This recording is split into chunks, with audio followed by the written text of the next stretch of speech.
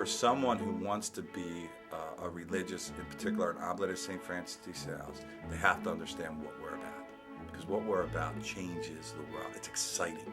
I knew the spirituality, but they really made it come alive for me by their everyday acts. They were ordinary men living extraordinary lives, you know, and so totally different from each other. And just the attractiveness of their life drew me in to make the decision. I find that because the Salesian perspective and spirituality is all about going on the inside and working out, that if I can connect that for myself, then it makes a lot of sense in terms of how I minister and experience people. Certainly in this time when we have economic conditions, there's all these things going on in the world that say, where is the support I need?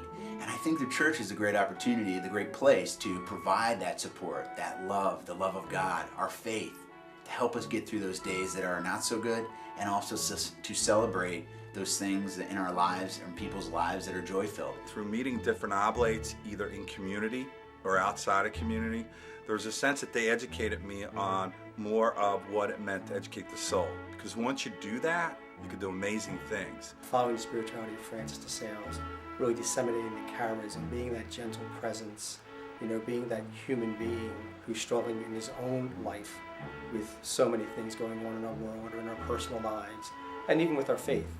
And at the same time, being supremely optimistic in God's hand at work in our everyday life. To stand as a man who is poor, chaste, and obedient is to announce to the world by the simple way in which we live our life that all life is holy and sacred, and that each person is invited to that sacredness in a way in which they can live their lives well. I think there's a lot of opportunity for people to find their balance, find their center in the church.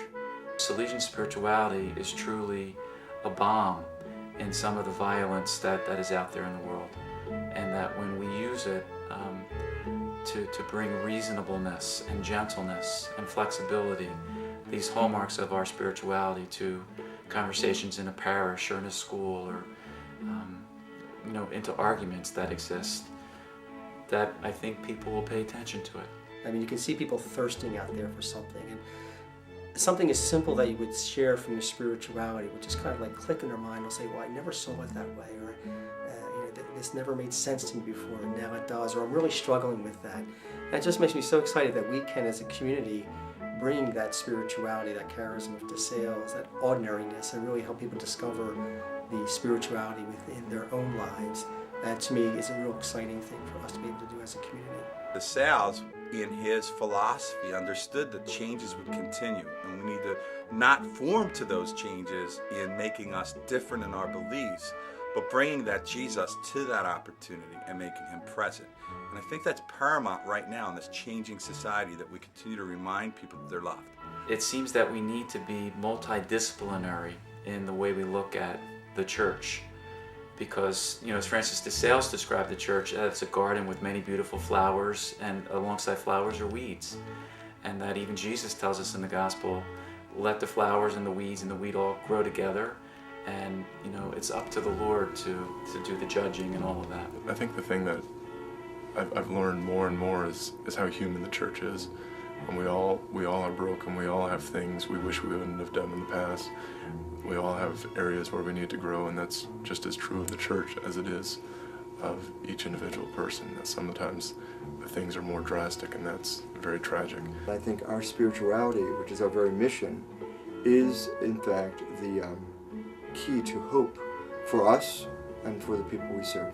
It's incredible the number of people who talk about how much of an impact the Oblates have made on their lives, and that, I think, is something that's optimistic, that even if we might be fewer in number, we can still have a tremendous impact on the lives of people. It's important for me to hold the future out there in front of all of us and invite us into that future with a spirituality that makes sense for people, that is evolving as the church is evolving, and that breathes new energy and vitality into a world that still needs the freshness of Salesian spirituality and the message of St. Francis de Sales. There's a lot of wonderful things happening, and I think that when we do those, like a first vow ceremony, it just highlights all the good that's going on. that we can do this, that we're doing it together, and that we can get out in the world and really show that the Lord is present everywhere. When you talk about hope, you look at the different ministries we're involved in. We have people on the front line in Iraq. We have people in the classrooms. We have people in healthcare. We have people, in maintenance. And in all their ordinary ways, I think by their enthusiasm in believing in a Lord that's always going to walk with you, that brings hope to others. It's experiencing us and saying things are going to be okay. I think there's going to be a lot of great things in the future. The future is of endless possibility.